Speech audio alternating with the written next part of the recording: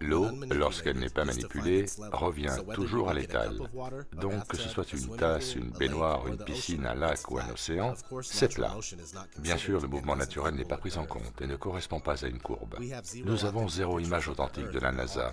Elles sont toutes composites. Même la NASA admet qu'ils photoshopent leurs images. C'est photoshopé, c'est vrai, mais il faut que ça le soit. À plusieurs occasions, la NASA a reconnu qu'il était impossible d'aller au-delà de l'orbite basse terrestre, qui est entre 160 km et 2000 km d'altitude.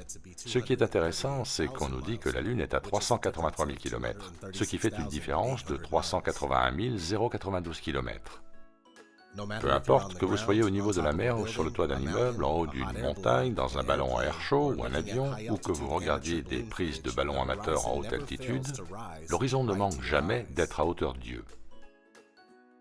Que vous regardiez Toronto à l'horizon depuis Niagara-on-the-Lake, distant de 50 km, ou Chicago à l'horizon depuis Union Pier, distant de 69 km, ou même l'île d'Oahu depuis l'île de Kauai, ce qui fait presque 160 km de centre à centre, ou 118 km entre les points les plus proches, vous ne verrez aucune courbure là où il devrait y en avoir une. Selon le théorème de Pythagore, qui détermine que la courbure de la Terre est de 20 cm tous les 1600 mètres au carré, Oahu ne devrait pas être visible du tout, alors qu'elle l'est complètement. En 1887, Albert Michelson et Edward Morley ont réalisé ce que l'on appelle l'expérience Michelson-Morley. Cette expérience tenta de prouver le supposé mouvement de la Terre autour du Soleil, et alors qu'elle échoua, Albert Einstein fut contraint de formuler la théorie de la relativité pour surmonter ce problème. En fait, à chaque fois que la science mainstream est confrontée à des résultats non désirés, elle trouve une solution de rechange qui n'est pas du tout de la vraie science. Le Soleil est prétendument à 150 millions de kilomètres avec un rayon supposé à plus de 644 000 kilomètres. Mais il est facile de prouver sa proximité et sa petite taille en observant l'origine des rayons crépusculaires dans le ciel. Si le ciel était réellement à 150 millions de kilomètres, il serait impossible d'observer ces rayons avec un tel angle, car ceux-ci seraient constamment à angle droit. Selon la théorie du globe, une éclipse lunaire se produit quand le Soleil, la Terre et la Lune sont alignés. Mais il a été officiellement reconnu que depuis le XVe siècle, plus de 50 éclipses se sont produites alors que le Soleil et la Lune étaient visibles au-dessus de l'horizon. F. H. Cook, The Terrestrial Plane. C'est une idée fausse commune de croire que l'ombre de la Terre provoque les phases lunaires. Même les prêtres et les pasteurs de la science-religion admettent ce fait. La chose intéressante concernant les phases lunaires est que la répétition des 8 phases est toujours identique, alors que si la Terre tournait autour du Soleil, ces 8 phases seraient inévitablement inversées pendant les saisons d'été et d'hiver.